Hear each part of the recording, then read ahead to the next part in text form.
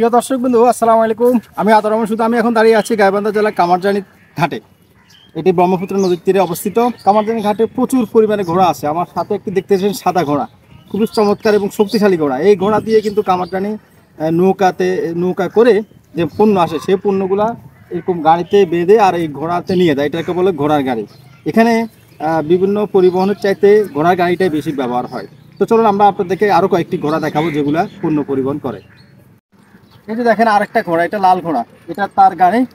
এক একটা গাড়ির জন্য এক একটা ঘোড়া। চলো আমরা আরও কয়েকটা ঘোড়া দেখি। দেখেন এখানে আরও কয়েকটা ঘোড়া আছে।